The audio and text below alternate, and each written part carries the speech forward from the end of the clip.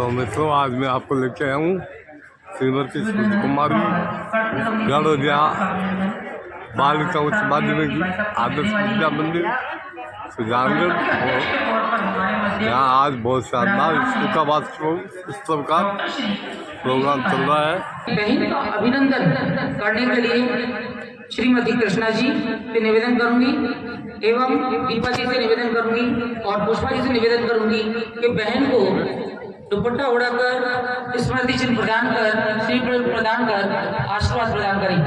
श्रीमती और पुष्पा जी जो यहाँ की वाइस प्रिंसिपल हैं, मैं निवेदन करूंगी बहन का अभिनंदन स्वागत करें। अच्छे पद पर बहन पहुँच चुकी है। बहुआयामी आर्थिक कमी से बहन का अभिनंदन किया जा सकता है, इसमें कंजूसी नहीं करें। हमारी संस्था ने हमारा संस्कार लेकर आगे बढ़ रही है, ये हमारे लिए गौरव का विषय है। विशिष्ट अतिथि के तौर पर हमारे मध्य विराजमान है श्रीमान श्यामनारायण जी राठी, जिनका अभिनंदन और स्वागत करने के लिए मैं आमंत्रित करती हूँ अपने कोषाध्यक्ष श्रीमान बानीराम जी से, प्रेम जी कुंवाल जी से एवं दुपट्टा उड़ाकर श्रीफल प्रदान कर स्मृति चिन्ह प्रदान कर भाई साहब का अभिनंदन स्वागत किया जाए। स्थानीय समिति के अध्यक्ष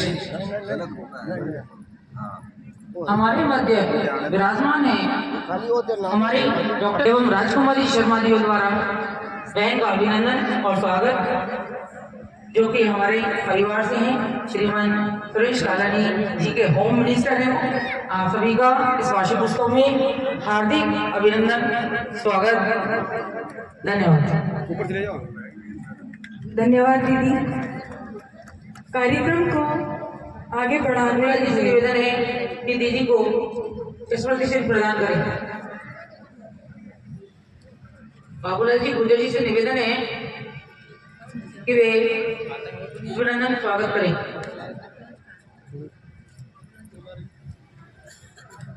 हमारे मध्य हमारे समिति के अध्यक्ष भी आने वाले थे, किन्हीं कारणों से वो नहीं आ पाए हैं। मैं आप सभी का अभिनंदन स्वागत करती हूँ।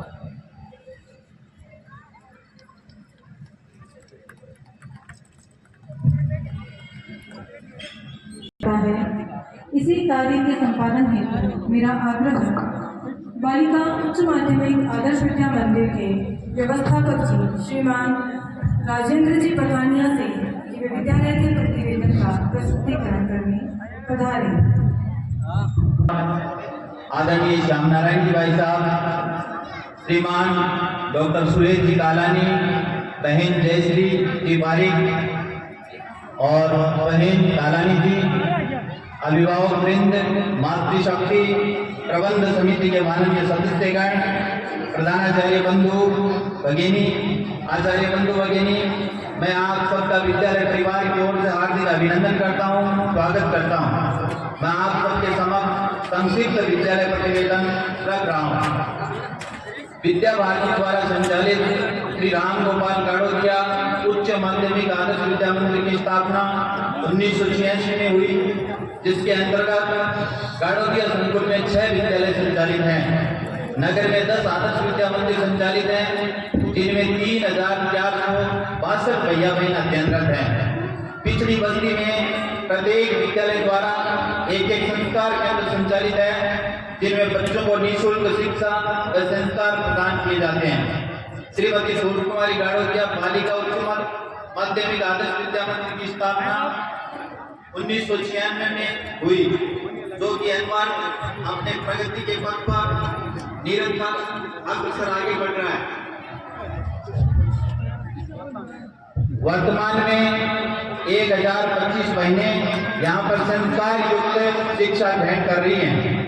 इसमें बौद्धिक, मानसिक, संगीत एवं योग शिक्षा द्वारा बच्चों का सर्वांगीण विकास किया जाता है। गत सत्र में बोर्ड की सभी परीक्षाओं में परिणाम 100% रहे। खेल कूद में अखिल भारतीय स्तर पर 6 टीमों में 60 बहनों ने स्थान प्राप्त किया। लिखित व मौखिक बौद्धिक प्रतियोगिता में अखिल भारतीय स्तर पर विद्यालय की बहनों ने प्रतिनिधित्व किया। प्रतिवर्ष समाज के सहयोग से समर्पण निधि एकत्रित कर सेवा क्षेत्रों में सहयोग हेतु प्रेषित की जाती है। इस विद्यालय की भूतपूर्व छात्राएं आज IAS, IPS, CA, magistrate, doctor जैसे उच्च पदों पर कार्य कर देश को आगे बढ़ाने हेतु निरंतर कार्यरत रहता है। यही संस्कार होते हैं जो बालकों को परिवार एवं अपनी मातृभूमि से जोड़े रखते हैं। धन्यवाद। जय हिंद, जय भारत। वर्धन करते रहें।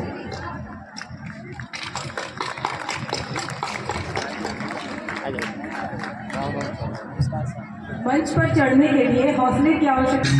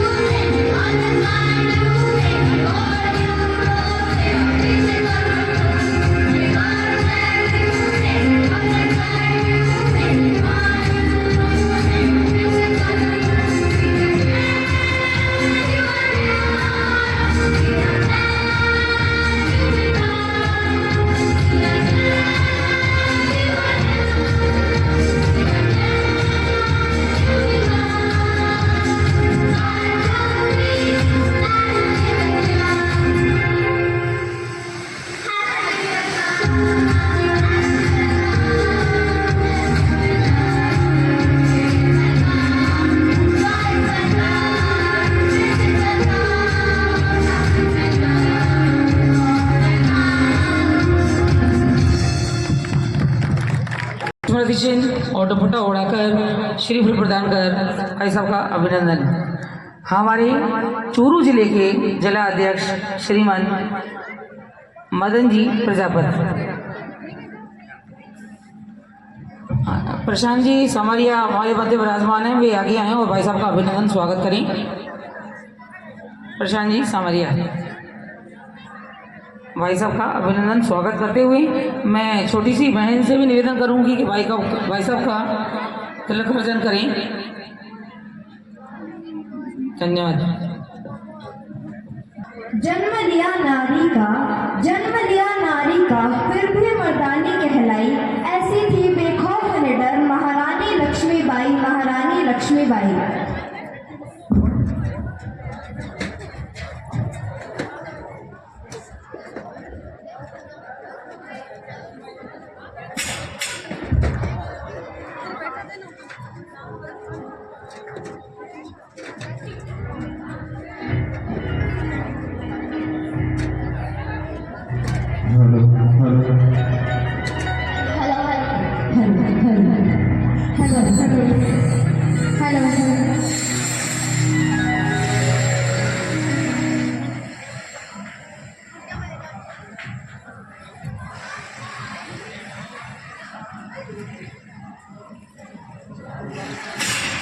सोना थी और दिलों के दरवाजे हर मेहमान के लिए खुले थे। इन्हीं दरवाजों से फिसल कुछ क्रूर शैतानी इरादे, इंसान अचार के सामने जब घायल हो रही थी हर आत्मा,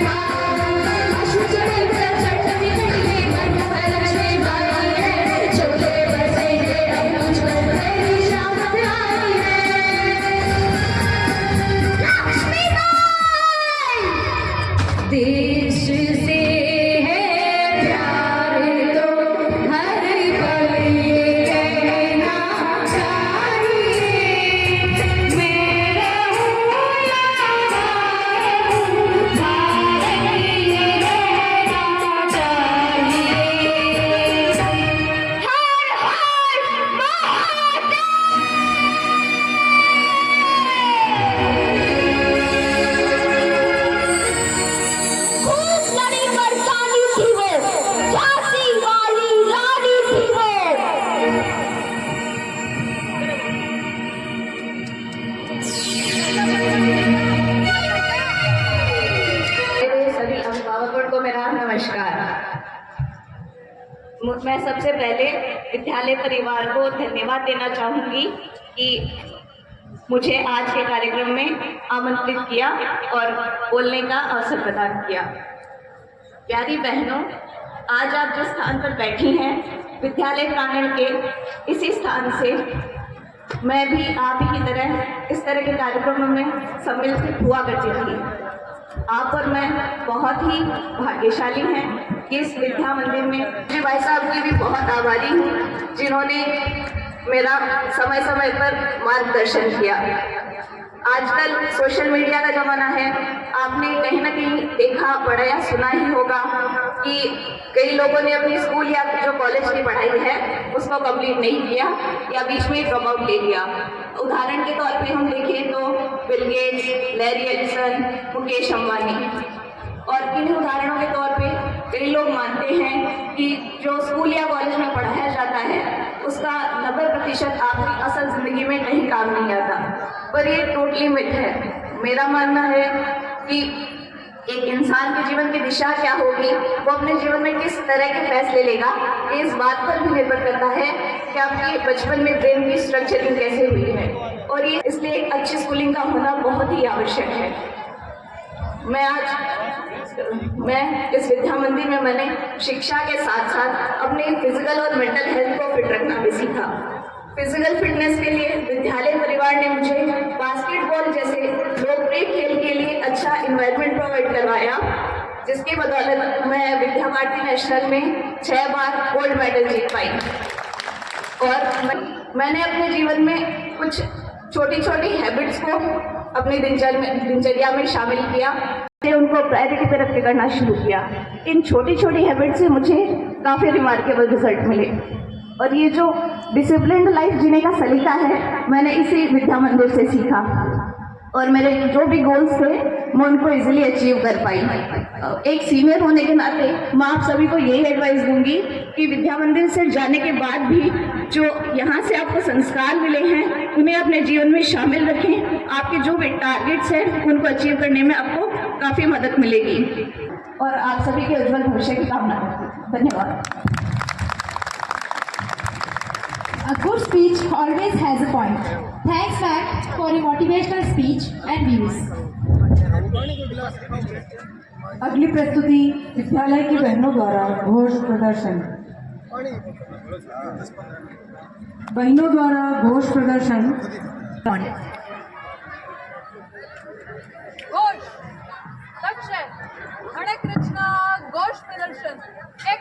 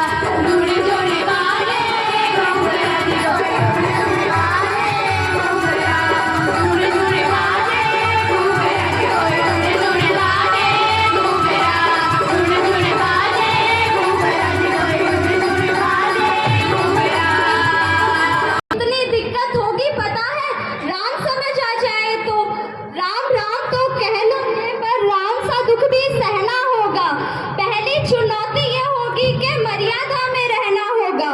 मर्यादा में रहना मतलब कुछ खास नहीं कर जाना है, बस त्याग को गले लगाना है और अहंकार चलाना है। अब अपने राम लला के खातिर इतना ना कर पाओगे, अरे शबरी का जूठा खाओगे तो पुरुषोत्तम कहलाओगे। काम क्रोध के भीतर रहकर तुमको शीतल बनना होगा। बुद्ध भी जिनकी छांव में बैठे वैसा पीपल बनना होगा। बनना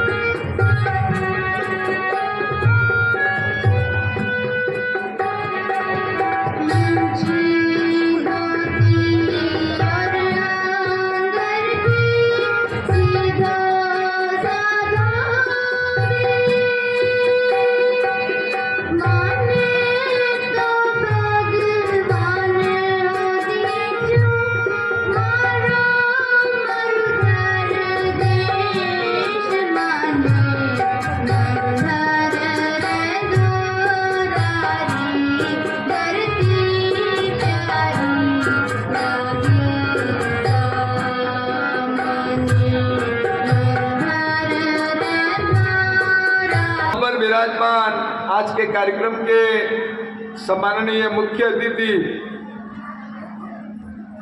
मान्यवर डॉक्टर सुरेश जी कालानी, आदरणीय श्रीमती कालानी जी, आज के कार्यक्रम की अध्यक्षता कर रही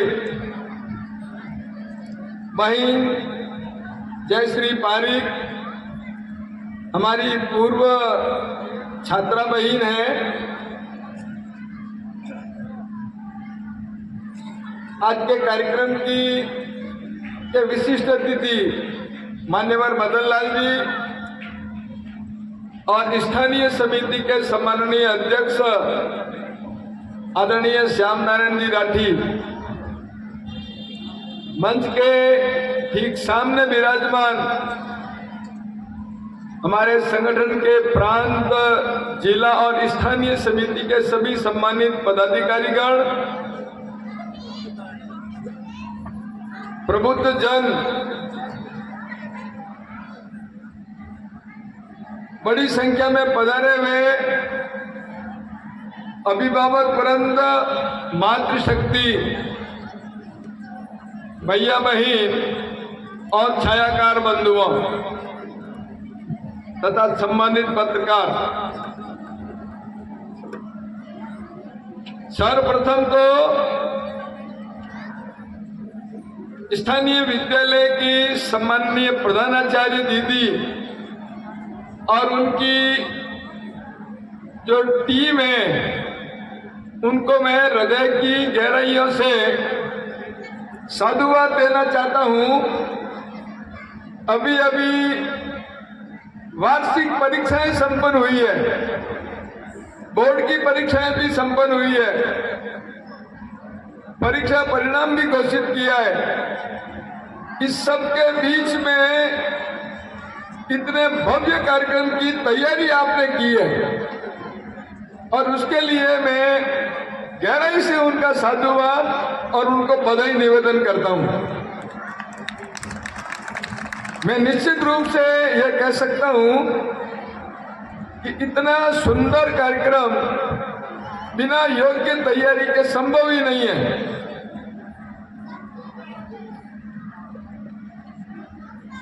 आप सब जानते हैं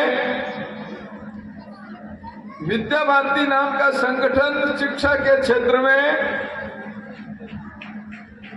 केवल और केवल इसलिए स्थापित हुआ कि भारत में स्वतंत्रता के बाद में हम जैसी शिक्षा का स्वरूप इस देश में देखना चाहते थे, इस देश में होना चाहिए था, वो नहीं हुआ। उसके पीछे मूल कारण था अंग्रेज ने 1835 से लगा करके 1947 तक जिस प्रकार का अपने देश में शिक्षा का स्वरूप स्थापित किया, संपूर्ण देश को दिग्भ्रमित किया, उसके मोह जाल में हमारे देश के उस समय के बड़े नेता भी फंस गए थे। और इसीलिए स्वतंत्रता के बाद में शिक्षा का स्वरूप जो अंग्रेज ने हमको उधार में दिया था, गुलामी में हमको मिला था, हमने उस स्वरूप का त्यों स्वीकार कर लिया। देशों को अगर गहराई से देखेंगे तो हमारे को ध्यान में आएगा,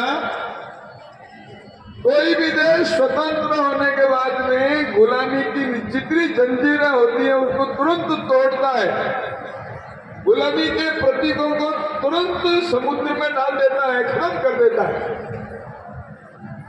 पर भारत में स्वतंत्रता के बाद भी लंबे समय तक Victoria terminus, Willingdon crescent, Aurangzeb road, Humayun road, इस प्रकार के विभिन्न प्रकार के तंत्र इस देश के अंदर स्वतंत्रता के 50, 60, 70 साल बाद भी खड़े रहे।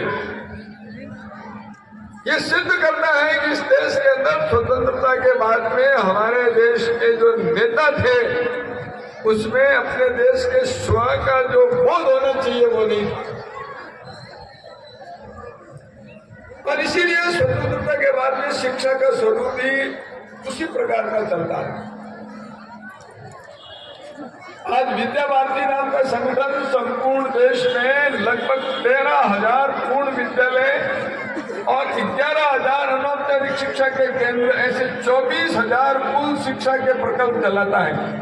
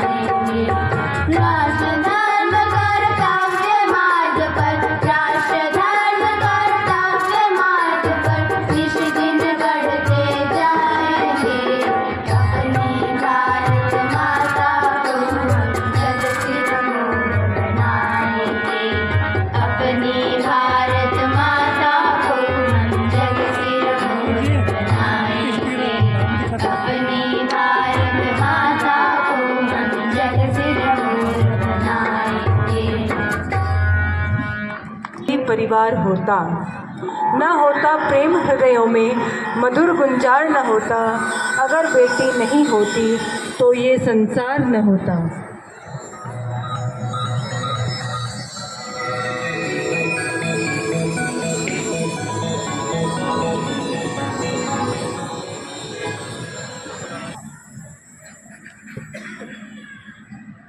आज हम आप सभी के सामने नाटक के रूप में एक सच्ची जीवन घटना प्रस्तुत करने जा रहे हैं। 150 साल पुरानी यह जीवनी भारत की प्रथम महिला डॉक्टर आनंदीबाई जोशी की है। आनंदीबाई जोशी का जन्म 31 मार्च 1865 पुणे शहर में हुआ था। जिस दौर में महिलाओं का पढ़ना लिखना भी कठिन था, ऐसे में आनंदीबाई ने विदेश जाकर डॉक्टरी की पढ़ाई करी। अब देखते हैं आगे। अरे, आप इतना परेशान क्यों दिखाई देते हैं?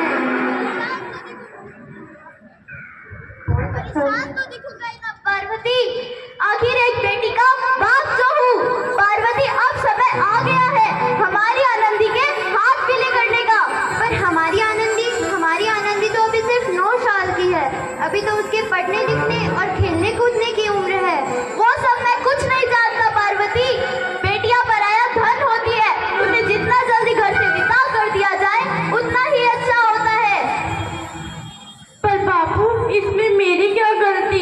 आप मुझे पढ़ाई क्यों नहीं करने देते?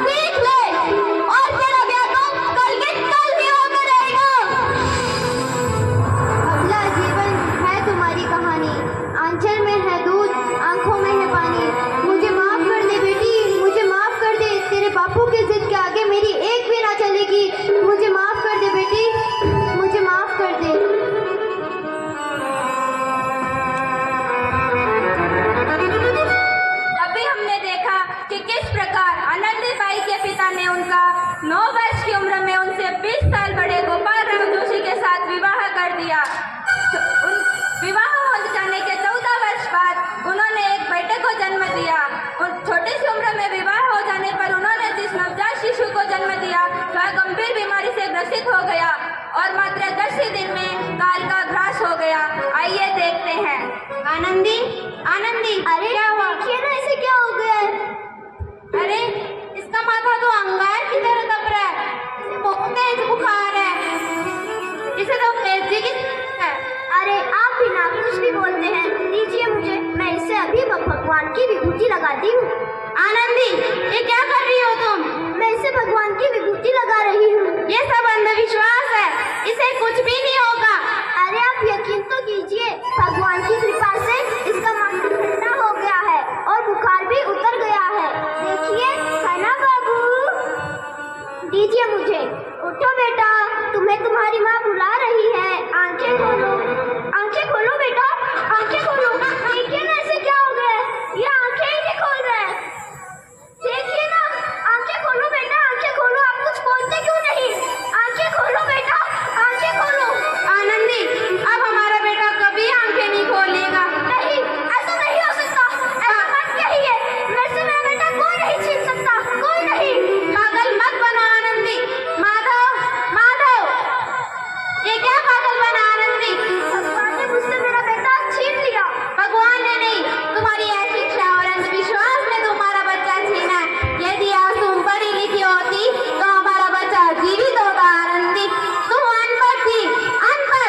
नहीं, अब मैं अनपढ़ नहीं रहूंगी, नहीं रहूंगी अब मैं अनपढ़, ताकि कल किसी और आनंदी को इलाज के अभाव में अपना बच्चा नाश होना पड़े। पढ़ूंगी अब मैं। शाबाश आनंदी, यही तुम्हारी का प्रायश्चित भी होगा। ये लो।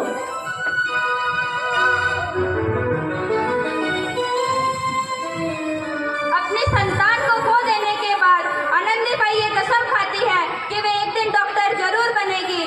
और उनके पति गोपाल राव जोशी एक प्रगतिशील विचारक थे। उन्होंने अपनी पत्नी का पूरा समर्थन किया और उसे शिक्षाप्रद करने की ठानी। आइए देखते हैं। आनंदी, आनंदी, तुम्हारी 12वीं का परिणाम आ गया है। तुमने पूरे कॉलेज में प्रथम स्थान अर्जित किया है। आनंदी, आनंदी, तुम्हारी मेहनत रंग लाई है, तुम्हें शिक्षा वृत्ति मिली है। ये लो तुम्हारे अमेरिका जाने की टिकट। मुझे शिक्षा वृत्ति मिली है, मैं अमेरिका जा रही हूँ, लेकिन ये सब मैं अकेले कैसे कर पाऊंगी? आनंदी, तुम अपने आप को इतना कमजोर क्यों समझ रही हो? फिर इतने पढ़ने लिखने का क्या फायदा? तुम गवाह थी, गवाह ही। अब मैं गवाह नहीं रहूंगी, मैं अमेरिका अकेले जाऊंगी और तुम्हें डॉक्टर बनकर जरूर दिखाऊंगी, जरूर दिखाऊंगी। डॉक्टरी की पढ़ाई करने के लिए आनंदी बाई ने अपने पति के सहयोग से 7 अप्रैल 1883 को अमेरिका के पेंसिल्वेनिया की धरती पर कदम रखा और भारत की प्रथम महिला डॉक्टर बनी। अब देखते हैं आगे। पार्वती, मुझे लगता है कि अब मेरा अंत समय नजदीक है, अब मैं और नहीं जी सकता। अरे ऐसा मत बोलो, शहर के बड़े सिटी हॉस्पिटल में अमेरिका से डॉक्टर आए हैं, एक बार चल के मिल लो। हाँ भैया, आप सही कहते हैं, कम से कम हमारे दिल को तसल्ली तो मिल जाएगी। अरे डॉक्टर साहब कब तक आएंगे?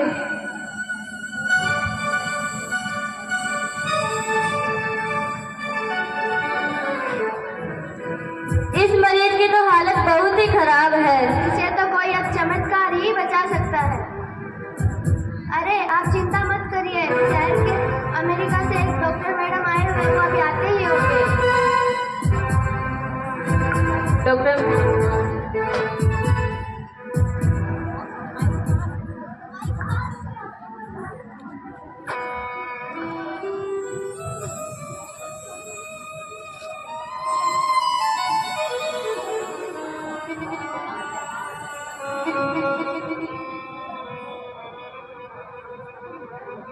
अब ये बिल्कुल ठीक है।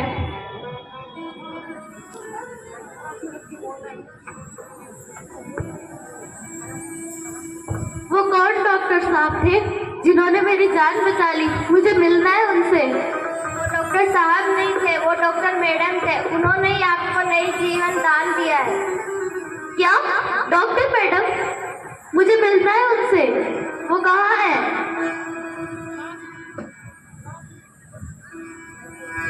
धन्यवाद डॉक्टर मैडम, आपने मुझे बचा लिया।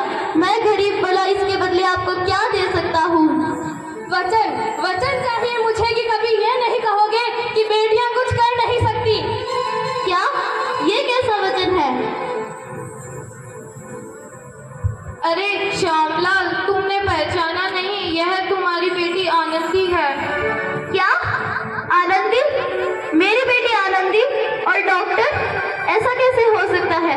हाँ बापू, वही आनंदी जिसके लिए तुमने चूल्हे और दूल्हे के सिवाय कुछ नहीं चुना था बापू, कुछ नहीं चुना था। मुझे माफ कर दे बेटी, मुझे माफ कर दे। नहीं नहीं बापू, तुमने तो मेरा हाथ पीले करके मेरी जिंदगी को काला कर दिया। मुझे माफ कर दे बेटी, मुझे माफ कर दे। नहीं नहीं बापू, मैंने तो तेरा एहसान चुकाया है बापू। याद है वो एहसान जो बचपन में मुझ पर किया गया था बापू, जो बचपन में मुझ पर किया गया था।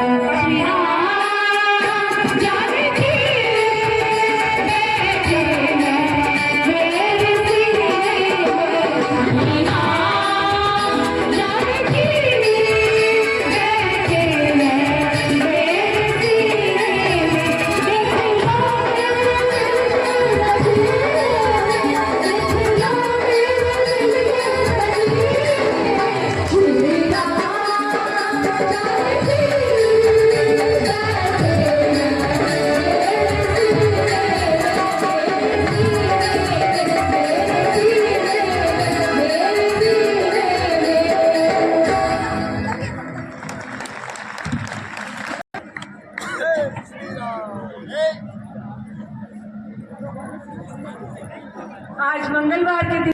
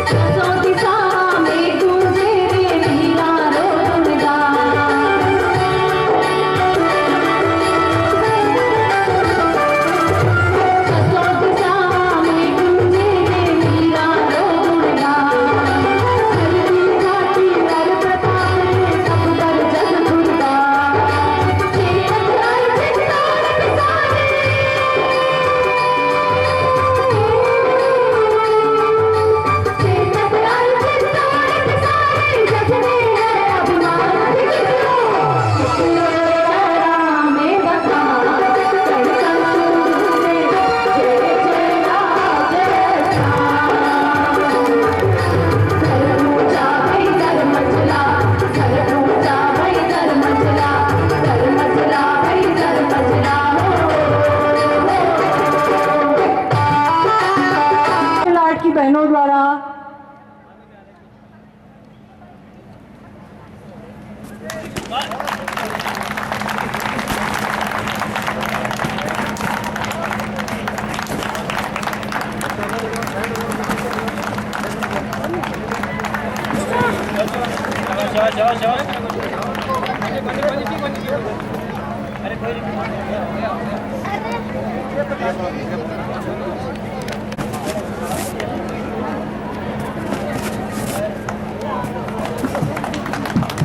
अपने अपने स्थान पर श्याम जी और हमारे प्रांत के यहाँ प्रशिक्षण के लिए आए हुए दीदिया और आचार्य बंधु, पूरा विद्यालय परिवार, आपने ये जो सारा कार्यक्रम देखा और बहुत ही जोरदार कार्यक्रम, बहुत ही अच्छी तैयारी थी। आप सब ने मिलकर इतना अच्छा कार्यक्रम किया, इसके लिए आप सबको बधाई। आपको जानकारी के लिए इतना निवेदन करूंगा कि चूरू जिला इतनी मेहनत कर रहा है कि पूरे प्रांत में सिरमौर है वो स्थान आप लोग बनाए रखें। उसमें अभिभावकों का भी सहयोग चाहिए, सबका सहयोग चाहिए, और ऐसा जो प्रदर्शन देख रहे हैं हम लोग वो वास्तव में मन मोह लेता है। तो फिर से एक बार, क्योंकि समय बहुत ज़्यादा हो गया है, आप लोगों ने इतना गंभीरता से इस कार्यक्रम को लिया और बहुत बच्चों का उत्साह बढ़ाया, तो सभी को एक बार पुनः बहुत बहुत धन्यवाद। जय भारत, जय हिंद। धन्यवाद भाई साहब। कल्याण मंत्र स्तुति